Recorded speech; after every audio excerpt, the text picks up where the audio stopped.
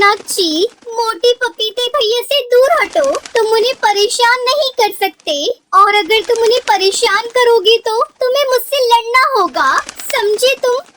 अरे छोटी चिड़िया, तू मेरा क्या बिगाड़ पाएगी? मैं तो इस पपीते के पेड़ को खराब ही करूंगा। अगर तू मुझे रोक सकती है तो रोक ले। आजा मुकाबले में छोटी चिड़िया, मैं भी तुझे बताता हूँ मैं क्या चीज हूँ। माधवपुर जंगल के सारे पक्षी और पेड़ आपस में मिलजुल कर रहा करते थे। वहाँ बहुत ही अलग तरह तरह के पेड़ थे और बहुत ही अलग अलग पक्षी उन पर रहते थे। तभी एक आम का पेड़।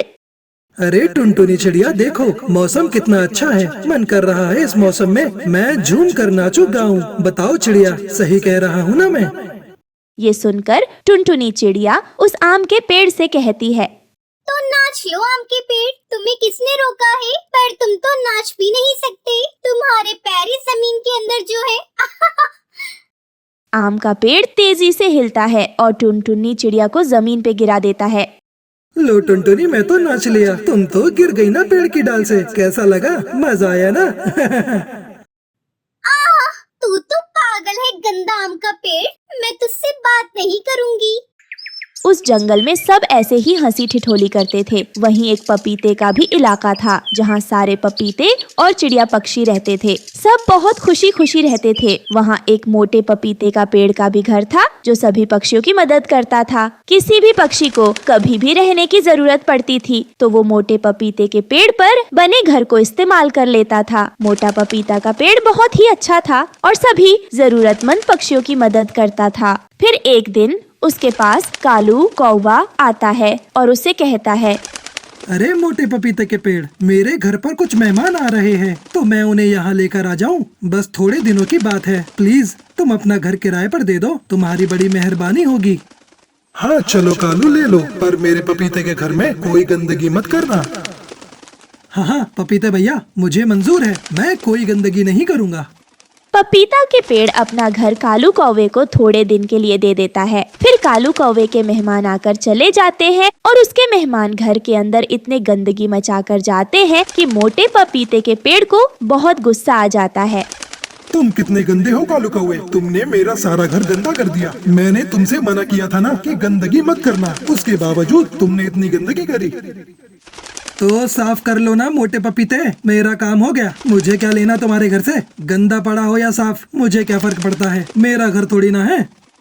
मोटा पपीता ये बात सुनकर रूठ जाता है। फिर कुछ समय बाद बारिश का मौसम आ जाता है। सब पक्षियों ने अपना अपना घर बना लिया था, बस कालू कौवा और टुनटुनी चिड़िया के पास घर नहीं था। टुनटुनी चिड़िया बेचारी मेहनत कर रही थी पर उसे घर बनाने के लिए कुछ चीजें नहीं मिल रही थी। पर टुनटुनी चिड़िया बहुत अच्छे स्वभाव की थी, वो मदद के लिए पेड़ के पास ही आता है।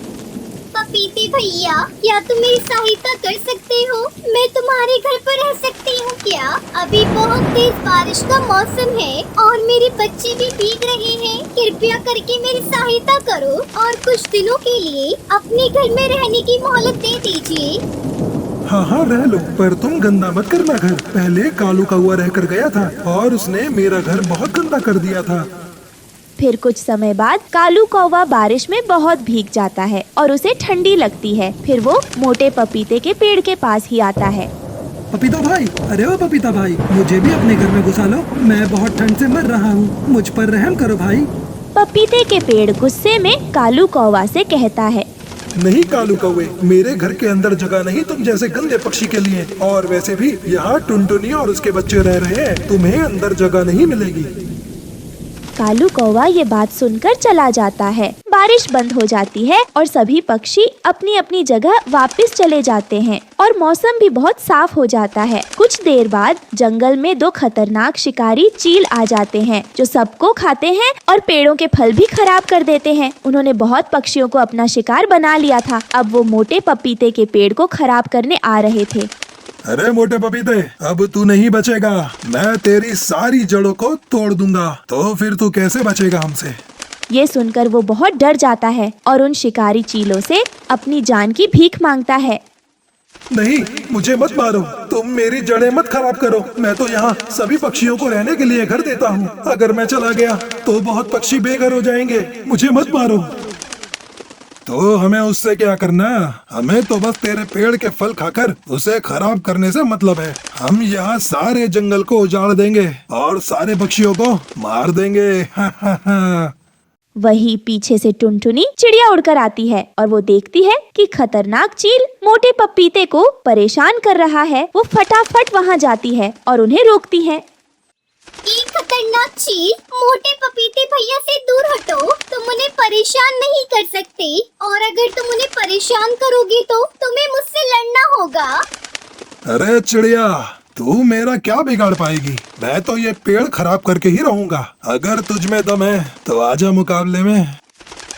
टुनटुनी चिड़िया और चील दोनों की लड़ाई बढ़ने लगती है। तभी टुनटुनी चिड़िया चालाकी से शिकारी चील को जंगल के दूसरे हिस्से में ले जाती है, जहाँ शिकारियों ने जाल बिछाया हुआ था। चील चिड़िया के पीछे पीछे उसे पकड़ने के लिए उड़ता है। फिर चिड़िया जाल के पास पहुंच जाती है और वहां से अचानक दूसरी तरफ मुड़ जाती है। चील की रफ्तार तेज होने के कारण वो दूसरी तरफ मुड़ नहीं पाता और जाल में फंस जाता है। फिर शिकारी उन दोनों चीलों को अपने साथ ले जाता है। फिर टुनटुनी चिड़िया वापस पपीते के पेड़ के पास चली जाती है और वो उससे कहता है, टुनटुनी, तुम्हारा बहुत बहुत धन्यवाद। तुम बहुत ही अच्छी हो। तुमने अपनी जान पे खेलकर मेरी जान बचाई। मैं तुम्हारा यह एहसान कभी नहीं भूल पाऊंगा।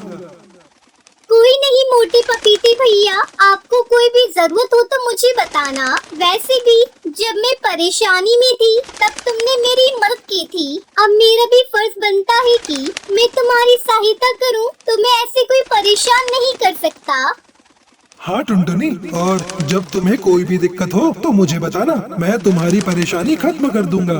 आज से हम दोनों अच्छे दोस्त हैं। नहीं, वैसे कोई दिक्कत नहीं है मोटे पपीते भैया। मैं अभी फिलहाल अपने घर बनाने के लिए लकड़ियाँ ढूंढने जा रही हूँ, क्योंकि बारिश का समय फिर से आने वाला है। मुझे अपना घर तैयार कर लेना चाहिए। अरे टुनटुनी, तुम्हें अपना घर बनाने की जरूरत नहीं है। तुम्हारा घर तो ये है ना, मेरी डाल पर पपीते का घर। तो तुम मेरे घर में रहना। अरे मोटे पपीते भैया, ये आप क्या कह रहे हैं? हाँ टुनटुनी, तुमने मेरी जान बचाई है तो मैं तुम्हारे लिए इतना तो कर ही सकता हूँ। तुम इस पपीते घर को अपने भैया का घर समझ लेना। जब भी तुम्हें लगे बारिश आ रही है या मुसीबत आ रही है तो तुम मेरे घर में आकर रह लेना। और इस घर में अब से कोई नहीं रहेगा तुम्हारे अलावा। ये सिर्फ तुम्हारे पपीते का घर है। आपका बहुत बहुत शुक्रिया पेड़ भैया, आपने मेरी इतनी बड़ी परेशानी दूर कर दी। तो आज से तुम मेरे मोटे पपीते भैया हुए। मैं आपका साथ हमेशा निभाऊंगी। फिर मोटा पपीते का पेड़ और टुनटुनी साथ साथ रहने लगते हैं। वो दोनों बहुत खुश हो जाते हैं और बहुत खुशी से रहते हैं। टुनटुनी अपने बच्चों को भी वहीं ले आती है और उस पपीते के घर में अपने बच्चों के साथ खुशी खुशी रहने लगती है। रोज की तरह सुबह सुबह कालू कौवा अपने आलू के खेत में आलू की फसल देखने जाता है। अरे वाह, इस बार तो आलू की फसल बहुत बढ़िया हुई है। अब जल्दी जल्दी से बोरी में भरता हूँ, फिर बाजार भी तो जाना है इन्हें बेचने के लिए। तभी टुनटुनी चिड़िया भी उसके खेत में आती है। अरे ओ कालू भैया, इस बार तुम्हारी आलू की खेती कैसी हुई है? बहुत अच्छी हुई है। इस बार आलू बहुत ही बढ़िया हुआ है। अच्छा कालू भैया, इस बार तो मेरे खेत में भी बहुत अच्छे आलू हुए हैं। आप जानते हैं, पास वाले गांव से आलू भी नहीं आ रहे हैं। इस बार आलू की कीमत बहुत अच्छी मिलने वाली है बाजार में। इस बार हमारे आलू अच्छे दामों में बिकेंगे। फिर कालू कौवा अपने मन में सोचने लगता है, मैंने सोचा था सारा फायदा मेरे को ही होगा, पर ये क्या, टुनटुनी की आलू की खेती भी अच्छी हुई है। मतलब मेरे को ज्यादा फायदा नहीं होगा अब। फिर कालू कौवा अपने आलू की बोरी लेकर अपने घर पहुंच जाता है। सुंदरी कौवी, जरा एक गिलास पानी तो लाना जल्दी से। आलू को लेकर बाजार भी जाना है। फिर सुंदरी कौवी पानी लेकर आती है। अरे वाह कालू जी, कितने अच्छे आलू हुए हैं। इस बार बाजार में तो इसके अच्छे दाम मिलेंगे। आप जल्दी से बाजार जाइए और आलू बेच कर आइए। फिर कालू की बोरी लेकर बाजार पहुंच जाता है। अरे कालू, आ गए तुम? वैसे आलू को बेचना भी तो होगा ना, इतनी मेहनत से जो उगाए हैं तुमने। हाँ हाँ सेठ जी, आलू को तो बेचना ही होगा। आलू को तो बेचने के लिए ही उगाए है ना। आलू कैसे लगाए हो तुम कालू? 30 रुपए किलो।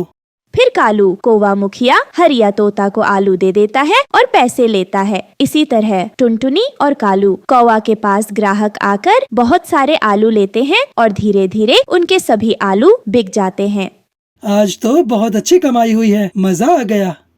हाँ कालू कौआ, आज तो सारे आलू बिक गए। कल फिर आलू लेकर आएंगे, तुम भी आओगे ना? हाँ हाँ, क्यों नहीं आऊँगा, आना तो पड़ेगा ही। रोजी रोटी का जो सवाल है, जरूर आऊँगा। फिर दोनों घर को निकल जाते हैं। कालू कौवा घर आकर सुंदरी को कमाए हुए पैसे दिखाता है, जिसे देखकर वो बहुत खुश होती है। अरे सुंदरी, मुझे एक उपाय सूझा है। पास के जंगल से भी आलू नहीं आ रहे हैं अभी, पर ये टुनटुनी भी आलू ही बेचती है। यदि हम दोनों टुनटुनी और मेरे खेत के सभी आलू निकालकर अपने पास जमा कर लेंगे, तो इसमें सिर्फ मेरे पास ही आलू रहेगा। और उसके बाद जब बाजार में आलू की कीमत बढ़ेगी, तब मैं जितनी मर्जी उतने दामों में आलू बेच सकता हूँ। ये क्या कह रहे हैं आप? उपाय तो अच्छा है, पर इसके लिए हमें चोरी करनी पड़ेगी। अरे धीरे बोल, धीरे। चोरी नहीं, ये व्यापार है, व्यापार। जो भी करना है हमें आज रात को ही करना पड़ेगा, नहीं तो टुनटुनी फिर से आलू निकालकर बाजार चली जाएगी। साथ ही साथ अपने खेत के भी आलू निकाल कर ले आएंगे, जिससे किसी और को हमारे ऊपर शक भी नहीं होगा। फिर रात होते ही दोनों खेत के लिए निकल जाते हैं और टुनटुनी के खेत के पास पहुँच जाते हैं। वो रहा टुनटुनी का खेत। चलो चुपचाप आलू निकालकर बोरी में भरने पड़ेंगे, उसके बाद हमारे जमीन के भी आलू निकालने पड़ेंगे। फिर दोनों आलू निकालने लग जाते हैं। फिर धीरे धीरे पूरे खेत के आलू निकालकर बोरी में इकट्ठा करके जमा कर लेते हैं। आखिरकार हमने सारे आलू निकाल लिए। अब चलो चलो, ये सब लेकर जल्दी से घर चलते हैं, कोई देख ना ले। इन सभी आलू को हमें बगल वाले कमरे में छिपा कर रखना होगा, ताकि किसी को पता न चले। फिर सभी बोरियों को कालू एक एक करके बगल वाले कमरे में डाल देता है और वो दोनों पति पत्नी सो जाते हैं। अगली सुबह टुनटुनी चिड़िया जब अपने खेत में जाती हो तो देखकर हैरान हो जाती है। अरे नहीं नहीं, ये सब क्या हो गया? किसने ऐसा किया मेरे खेत में? मेरे सारे आलू चोरी करके ले गया। अब सब खत्म हो गया, मैं क्या करूँगी? दूर खड़ा कालू कौवा ये देखकर कहता है, चलो अब मैं भी अपना नाटक करता हूँ। क्या हुआ टुनटुनी? अरे कालू भैया देखो ना, किसी ने तुम्हारे मेरे खेत के सारे आलू चुरा लिए। अब हम दोनों क्या करेंगे? क्या बेचेंगे बाजार में? अरे क्या बोल रही हो तुम टुनटुनी? अरे नहीं, ये सब किसने किया? हमारी फसल किसने बर्बाद कर दी? कौन चोरी करके ले गया? कौन जलता है हमसे? ये सब किसने किया होगा? हमारी सारी मेहनत बर्बाद हो गई। हाँ कालू भैया, मैं भी वही सोच रही हूँ। जिसने भी आलू चुराए हैं वो कभी भी सुखी नहीं रहेगा, कभी भी नहीं रहेगा। ये मेरी बद्दुआ है। कालू भैया, क्या तुम बाजार जाओगे? मेरा तो मन ही नहीं हो रहा है। नहीं टुनटुनी, अब तो मेरा मन भी नहीं हो रहा। अब कल जाऊंगा, दूसरी सब्जी लेकर आऊंगा। फिर दूसरे दिन कालू दूसरी सब्जी की टोकरी लेकर बाजार चला जाता है। कल मैं बाजार नहीं आया था, मतलब आलू भी नहीं आए। आज पता चल जाएगा कि आलू की कितनी मांग है। अरे कालू भाई, आलू है क्या? अरे बंटी भैया, आलू तो नहीं है। पता नहीं, कल से आलू मिल ही नहीं रहे हैं। आलू कहाँ से लाऊं, समझ ही नहीं आ रहा। ये कहकर वो वहाँ से चला जाता है। अरे वाह वाह, आलू की मांग तो बहुत ज्यादा बढ़ गई है। घर जाकर सुंदरी को बताना पड़ेगा। कालू कौवा सब्जी की टोकरी लेकर घर की तरफ निकल जाता है। ये क्या, आज सब्जी नहीं बिकी क्या? मैंने सब्जी बेची ही नहीं, मैं तो सिर्फ आलू का भाव जानने गया था। पता है, आलू की मांग बहुत बढ़ गई है बाजार में। अरे वाह, ये तो बहुत अच्छी बात है। पर आपको पता है, टुनटुनी चिड़िया ने आज खेत में फिर से आलू की फसल लगाई है। लगाने दो उसे। मेरे पास जितने आलू हैं, उससे बहुत पैसे मिल जाएंगे। मुझे अब आलू की खेती करने की जरूरत नहीं, समझी सुंदरी? अब थोड़ा आराम कर लेता हूँ, फिर एक सप्ताह बाद बाजार जाकर देखूंगा आलू की मांग कितनी है। ऐसे ही एक हफ्ता बीत जाता है। अरे कालू जी, उठिए उठिए, आज एक सप्ताह हो गया है। उठिए, जाइए बाजार और आलू की मांग पता करके आइए। हाँ हाँ, जाता हूँ और देखता हूँ कि कितनी मांग है आलू की। भाई, आलू है क्या? नहीं भाई, दूसरी सब्जियाँ हैं।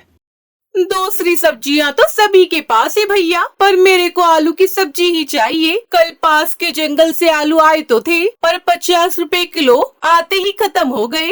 अरे वाह, जैसा सोचा था वैसा ही हो रहा है। आलू की कीमत बढ़ती जा रही है। ये कहकर वो अपने घर चला जाता है। सुंदरी, आलू के दाम तो बढ़ गए हैं, लेकिन रुको, अभी थोड़ी और कीमत बढ़ने दो आलू की, फिर बेचेंगे। अभी 1-2 हफ्ता और जाने दो, फिर बाजार जाकर आलू की मांग पता करके आऊंगा। ऐसे ही 1 महीना बीत जाता है। फिर कालू दोबारा बाजार में जाता है। आज 4 हफ्ते हो गए, आलू आ ही नहीं रहे। हाँ भाई, आलू खाने का बहुत मन कर रहा है। बहुत दिन हो गए आलू खाए। अब तो कितना भी महंगा हो, आलू तो खरीदूंगा ही। अरे कालू भैया, अब तो बाजार में दिखते ही नहीं। क्या आपके पास आलू है? अरे अभी तो नहीं है, पर आप लोग बोलोगे तो ला कर दे सकता हूँ, पर बहुत महंगा पड़ेगा। महंगा हुआ तो क्या हुआ, तुम बस ले आओ आलू, बहुत दिन हो गए आलू खाए। ठीक है, मेरे पास कुछ आलू हैं, मैं अभी घर जाकर ले आता हूँ, पर आलू की कीमत 80 रुपए है। 80 रुपए ही लगेगा, न कम न ज्यादा। फिर कालू कौवा घर जाता है और अपनी पत्नी सुंदरी से कहता है, अब आलू निकालने का समय आ गया है। अब सभी 80 रुपए में लेने को तैयार हैं। अब हम माला माल हो जाएंगे। देखी मेरी चालाकी, 80 रुपए में बेचूंगा अब तो आलू। फिर कालू कौवा कमरे का दरवाजा खोलता है तो वहाँ का नजारा देखकर उसके होश उड़ जाते हैं। अरे ये सब क्या है? इतने सारे कीड़े, ये कीड़े कहाँ से आ गए? मेरे आलू कहाँ गए? अरे ये क्या हो गया? मेरा इतना नुकसान हो गया, सब खत्म हो गया, हम बर्बाद हो गए। तभी टुनटुनी चिड़िया कालू कौवे के घर आती है और उसे आवाज देती है, अरे ओ कालू भैया, चलो बाजार चलते हैं। मेरे खेत में नए आलू लग गए हैं, मैं तो उसी को बेचने जा रही हूँ। नहीं टुनटुनी, मैं नहीं जाऊंगा। फिर टुनटुनी चिड़िया वहाँ से चली जाती है। मैं इतनी लालच नहीं करता तो अब मेरा इतना नुकसान नहीं होता। अब सारा लाभ टुनटुनी को मिलेगा। वो आलू 80 रुपए में बेचेगी। मेरे से बहुत बड़ी गलती हो गई। वहीं टुनटुनी चिड़िया बाजार में आलू बेचती है और उसे दुगना मुनाफा होता है। ये देखकर वो बहुत खुश होती है। वहीं कालू कौवे को उसके लालच की सजा मिल जाती है। ला ला ला ला ला ला, आज का दिन कितना सुहाना है, मौसम भी कितना अच्छा है। आज तो मैं अपने खेतों में प्याज लगाने वाली हूँ, ताकि कुछ दिनों में वो बहुत बड़ी हो जाए और उन्हें मैं बाजार में बेच सकूँ और कुछ प्याज में सलाद बनाकर खाऊंगी। मुझे तो प्याज खानी बहुत पसंद है। टुनटुनी चिड़िया अपने खेतों में आज प्याज के बीज बोने वाली थी। वो बड़ी मेहनत से महीनों काम करके प्याज की खेती करती है, जिसकी वह हर रोज देखरेख किया करती थी और वक्त वक्त पर खाद और पानी डालती और रोज देखती कि उसकी प्याज सही तरीके से उग रही है या नहीं। तभी कालू कौवा और गोरी कौवी वहाँ आते हैं और टुनटुनी चिड़िया से कहते हैं, अरे टुनटुनी, मैंने सुना है तुमने प्याज की खेती की है और मुझे बताया भी नहीं तुमने। मुझे प्याज की खेती के बारे में बहुत कुछ पता है कि इस मौसम में प्याज लगानी चाहिए या नहीं और पानी और खाद कितने देने चाहिए। सब कुछ तू एक बार मुझसे पूछ तो लेती, मैं तुझे अच्छी सलाह देता, पर तू तो ठहरी जिद्दी चिड़िया, अपने आगे किसी की नहीं सुनती। अरे जारी कालू, बड़ा आया प्याज की खेती करने वाला। अगर ये सब इतना ही आता है तुझे, तो तू ही क्यों नहीं कर लेता प्याज की खेती? और ये सब कुछ तू अपनी बीवी गोरी कौवी को समझा दे। हर बार टांग अड़ाना ठीक नहीं। मैं कोई बेवकूफ चिड़िया थोड़ी हूँ, मुझे भी इन खेती की सब नॉलेज है। अब जा जाकर तू अपना काम कर, मेरी फिक्र न कर तू, मैं अपना देख लूंगी। ये सुनकर कालू को बहुत गुस्सा आता है। वो टुनटुनी चिड़िया से कहता है, टुनटुनी तू मेरी दोस्त है, इसलिए मैं नहीं चाहता कि तेरी प्याज की फसल बर्बाद हो। देख टुनटुनी, प्याज की फसल अब तेरे हाथों में है। मेरा काम था तुझे समझाना, अब तू जाने, बाकी तेरी मर्जी। हम चलते हैं बहन। ये कहकर वो दोनों पति पत्नी वहाँ से चले जाते हैं। आया बड़ा चालाक कौआ, मैंने इस बार इस प्याज की खेती के लिए बहुत मेहनत की है। हे ऊपर वाले, अब सब कुछ तेरे हाथ में है, मेरी फसल बर्बाद होने मत देना। फिर रात हो जाती है। टुनटुनी सोते सोते कालू और गौरी की बात याद करती रहती है। फिर अगली सुबह, टुनटुनी, अरे ओ टुनटुनी, जरा जल्दी उठ, देख तेरे खेत में तेरी फसल का क्या हाल है। चल जल्दी से मेरे साथ चल। तभी टुनटुनी भूरा चिड़ा के साथ उड़कर अपने खेत में आती है और वहाँ देखती है कि उसकी सारी प्याज सफेद रंग के हो गई हैं। वो ये सब देखकर हैरान हो जाती है। हे ऊपर वाले, ये सब क्या हो गया? मेरी प्याज की खेती, मैंने कितनी मेहनत की थी इस फसल को उगाने के लिए, ना जाने ये सब कैसे हो गया। मैंने तो आज तक प्याज का रंग लाल या गुलाबी देखा था और ये प्याज तो सफेद रंग की हो गए। ये क्या? पर देखने में तो बड़े प्यारे लग रहे हैं। इसे मैं खाकर देखती हूँ, आखिर ये स्वाद में कैसे लग रहे हैं। फिर टुनटुनी चिड़िया वो प्याज तोड़कर खाने लगती है। अरे वाह, ये तो प्याज से भी ज्यादा स्वादिष्ट है। ये कितनी अच्छी लग रही है खाने में। फिर टुनटुनी और भूरा चिड़ा आपस में फुसफुसाने लगते हैं। ये देखकर कालू अपनी पत्नी गौरी से कहता है, अरे ये क्या गोरी, ये सब क्या हो गया? हम दोनों ने तो कल रात में ही बहुत सारे कीड़े छोड़े थे इस टुनटुनी के खेत में, ताकि टुनटुनी की प्याज की फसल बर्बाद हो जाए और इसे अपनी औकात पता चल जाए, पर ये तो उल्टा हो गया। अरे हाँ कालू जी, उन कीड़ों ने तो प्याज को गुलाबी से सफेद बना दिया। हमारी चाल तो उल्टी पड़ गई। अब क्या होगा? तभी टुनटुनी के खेत पर मुखिया हरिया तोता आते हैं और टुनटुनी से कहते हैं, अरे टुनटुनी, तुमने तो प्याज को गुलाबी से सफेद कर दिया। तुम्हारा तो जवाब नहीं। अरे बाबा रे बाबा, मैंने तो अपने पूरे जीवन काल में पहली बार ऐसा कुछ देखा है। इसके बारे में मेरे दादाजी कहा करते थे, जिसके भी खेत में जिस दिन सफेद प्याज उग जाएंगे तभी वो ही जंगल का मुखिया कहलाएगा। ये सुनकर कालू कौवा और गौरी कौवी वहाँ आते हैं और मुखिया हरिया तोता से कहते हैं, इसका मतलब तो हम दोनों इस जंगल के असली मुखिया बनने वाले हैं, क्योंकि हम दोनों पति पत्नी ने मिलकर कल रात में बहुत मेहनत से ढेर सारे कीड़े डाले थे इस टुनटुनी की फसल में, ताकि ये फसल बर्बाद हो जाए। पर हमें क्या पता था ये चाल हम पर भारी पड़ जाएगी। पर कोई बात नहीं, अब हम इस जंगल के मुखिया बनेंगे। ये सब सुनकर वो सब हैरान हो जाते हैं। फिर मुखिया हरिया तोता टुनटुनी से कहते हैं, देखो टुनटुनी, असली दोस्त कौन है? कल रात मैं यहाँ से जा रहा था, तब मैंने देखा कि इन दोनों ने मिलके तुम्हारी फसल में कीड़े छोड़ दिए ताकि तुम्हारी फसल बर्बाद हो जाए, और मैंने सुबह होने का इंतजार किया ताकि तुम खुद देख लो कि ये सब किसने किया है। हमें माफ कर दो टुनटुनी, हमने तुम्हारी सारी फसल बर्बाद कर डाली। हम आगे से फिर कभी ऐसे दोबारा नहीं करेंगे। ठीक है कालू और गौरी, मैं तुम दोनों को माफ करती हूँ। अगली बार ऐसा काम कभी न करना कि तुम दोनों को इसकी कीमत चुकानी पड़े। ठीक है, अब जाओ तुम दोनों यहाँ से। फिर भूरा चिड़ा टुनटुनी चिड़िया से कहता है, अरे टुनटुनी, तुमने इन दोनों को इतनी आसानी से माफ कर दिया। तुम्हें इनको कोई सजा देनी चाहिए थी ताकि वो कभी दोबारा ऐसा किसी के साथ ना करें। भूरा भैया, वो इसलिए कि इन दोनों कौवा कौवे की वजह से मेरे प्याज और भी सुंदर स्वादिष्ट बन गए, इसलिए मैंने इन्हें कोई सजा नहीं दी। ये कहकर टुनटुनी चिड़िया फिर उन सभी सफेद प्याजों को बाजार में बेच आती है और उसे उसकी अच्छी कीमत मिलती है। फिर वो खुशी खुशी प्याज की खेती करके अपनी जिंदगी गुजारने लगती है। अरे वाह, आज तो मजा ही आ जाएगा। क्या ताजे ताजे अंडे खाने को मिला है मुझे, और कितनी खुशबू आ रही है इसके अंदर से। चलो अब मैं जल्दी से इसे खा लेता हूँ, नहीं तो कोई यहाँ आ जाएगा तो मुझे देख लेगा। ये कहकर बिल्लू बिल्ला उस चिड़िया के अंडे को खा जाता है और खाने के बाद कहता है, वाह, कितना स्वादिष्ट अंडा था। इसे खाकर तो मजा ही आ गया। मैंने सुबह का नाश्ता तो कर लिया, अब मैं शाम के नाश्ते का भी बंदोबस्त करता हूँ। तभी रानो चिड़िया भी नदी से पानी पीकर अपने घर आ जाती है। घर आकर वो अपने अंडे को अपने घोंसले में ना पाकर जोर से रोने लगती है। कितनी आशाएं लगाई थी इस बार मैंने कि मेरी अंडे से बच्चा स्वस्थ निकलेगा, लेकिन इस बार भी वो दुष्ट बिल्लू बिल्ला मेरे अंडे को खा गया। मेरे साथ ही ऐसा क्यों होता है? इस जंगल में मुझसे ज्यादा बदकिस्मत कोई नहीं होगा शायद। मेरे नसीब में संतान का सुख है ही नहीं। रानो चिड़िया ऐसे बैठी रो रही थी कि तभी उसका पति भूरा चिड़ा दाना लेकर घर आता है।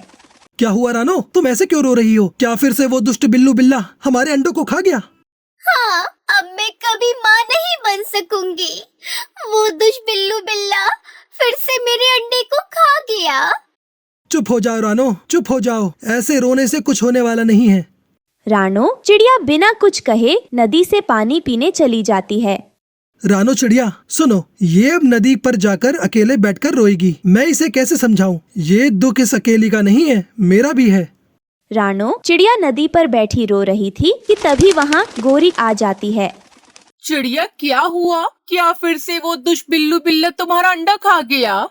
चिड़िया बोले बिना ही अपना सर हिला देती है। मैं समझ सकती हूँ, संतान न होने से घर खाने को होता है और कुछ भी अच्छा नहीं लगता। रानो, मैं तो कहती हूँ कि तुम अनाथालय से किसी चिड़िया का बच्चा गोद ले लो, तुम्हें खुशियाँ ही मिल जाएंगी। चलो तुम मेरे साथ चलो। कहाँ गौरी बहन, कहाँ? तुम मुझे कहाँ लेकर जा रही हो?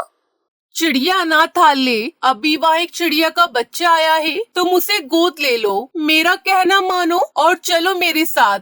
फिर रानो चिड़िया गौरी के साथ अनाथालय चली जाती है।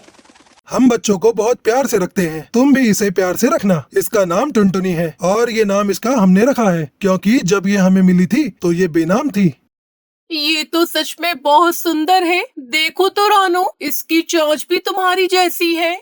फिर चिड़िया उस बच्ची को अपने घर लेकर आ जाती है। रानो, तुम्हारी बात तो एकदम ठीक है। हम पाल लेंगे इस बच्ची को और इसे अपनी संतान ही मानेंगे। परंतु मुझे एक डर है, यही कि कल को ये बच्चा बड़ा होकर हमें भी अपने माता पिता समझेगा या फिर नहीं। माँ बाप कभी अपनी संतान से अपने पालन पोषण का बदला नहीं मांगते। हम इसे जो प्यार देंगे वो बिना लालच का होगा। मुझे तो अभी से इस बच्चे से प्यार हो गया है। मेरी मम्मा पापा और मैं बारिश भी अपने घर जा रही थी, तभी वो मेरे मम्मा पापा मर गए। मैं बहुत रोई। तभी मुझे बुलबुल आंटी ने अनाथालय छोड़ दिया। अब मेरा कोई भी नहीं है।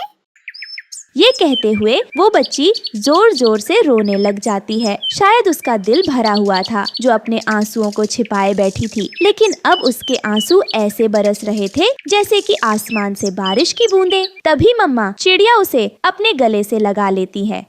चुप हो जाओ मेरी जान, चुप हो जाओ। अब तुम ऐसे कभी मत रोना। हम हैं तो तुम्हारी मम्मा पापा। चलो अब तुम हंसकर दिखाओ। फिर ऐसे वो बच्ची सब में घुल मिल जाती है। ऐसे ही दिन गुजरते गए। टुनटुनी उस घर को अपना घर समझने लगती है। वो सब भूल जाती है और फिर एक नई खुशियों भरी जिंदगी की शुरुआत करती है। टुनटुनी, देखो तो आज मैं क्या लाया हूँ तुम्हारे लिए। मेरे पापा आज मेरे लिए मीठा फल लेकर आए हैं। मैं हार गया। आज मैं अपनी बेटी के लिए सचमुच ही मीठा फल लेकर आया हूँ। मैं जीत गई और मैंने सच बता दिया। मेरे पापा मेरे लिए क्या लाए हैं। फिर टुनटुनी उस मीठे फल को खाने लगती है। समय बीतता गया और 1 महीना बीत गया और अब रानो एक अंडा देती है और वो बहुत खुश थी, लेकिन थोड़ी सी डरी हुई भी थी। मुझे ऐसा लग रहा है कि इस बार हमारी अंडे से बच्चा जरूर निकलेगा। मेरा छोटा सा प्यारा सा भाई आएगा और मैं अपने भाई के साथ खेला करूंगी। पापा चिड़िया रोजाना अपने परिवार के लिए मीठे मीठे फल लाता और मम्मा चिड़िया घोंसले में बैठकर अपने अंडे का ख्याल रखती। फिर कुछ दिनों बाद उसके अंडे से एक स्वस्थ बच्चा निकलता है। टुनटुनी, आपका भाई आ गया और आपका कहना भी सच हो गया। अंडे से एक बेटा ही निकला है। मैं अब अपने छोटे भाई के साथ नदी पर जाया करूंगी और अपने पापा के साथ भोजन की खोज में। लेकिन पापा, मैं भी आपकी ही बेटी हूँ। क्या अब भी आप मुझसे इतना ही प्यार करोगे? क्यों नहीं बेटा, आपके आने से तो हमारे घर में खुशी आई है। फिर दूसरे रोज मम्मा चिड़िया टुनटुनी से कहती है, बेटा, हम दोनों बाहर जा रहे हैं। आप अपने छोटे भाई का अच्छे से ख्याल रखना। फिर मम्मा चिड़िया और पापा चिड़िया अपने घर से निकल जाते हैं। रानो, कहीं ऐसा ना हो कि टुनटुनी अपने छोटे भाई को स्वीकार न करे। आप ऐसा गलत क्यों सोचते हो? ऐसा भी तो हो सकता है कि दोनों भाई बहन में बहुत प्यार हो। टुनटुनी समझदार है और मुझे विश्वास है कि वो दोनों बहुत प्यार से रहेंगे और वो हमेशा हमारी बड़ी बेटी बनकर ही रहेगी। भोजन भी तो लाना होता है। हम कैसे दोनों में पूरा न्याय कर सकेंगे? टुनटुनी के पापा, आप छोड़ो इस बात को, मैं सब कर लूंगी। ऐसे ही समय गुजरता गया और वो दोनों बच्चे थोड़े बड़े हो गए थे और अब उन दोनों ने अच्छे से उड़ना भी सीख लिया था। चलो भाई, नदी पर जाते हैं। वहाँ जाकर छुपन छुपाई खेलेंगे। मम्मा चिड़िया अपने दोनों बच्चों को देखकर बहुत खुश थी हैं। फिर वो दोनों भाई बहन नदी पर आ जाते हैं। दीदी देखो, ये चावल के दाने पड़े हैं, आप ये खा लो। नहीं भाई, मुझे भूख नहीं है। आप ये चावल के दाने खा लो। सब पता है कि आप मुझसे बहुत प्यार करती हो, इसलिए हर खाने की चीज आप पहले मुझे खाने के लिए देती हो। लेकिन आज मैं अकेले नहीं खाऊंगा। चलो हम दोनों मिलकर खाते हैं। फिर वो दोनों भाई बहन एक दूसरे के लिए अपनी अपनी जान देते थे, क्योंकि उन दोनों में बहुत प्यार था।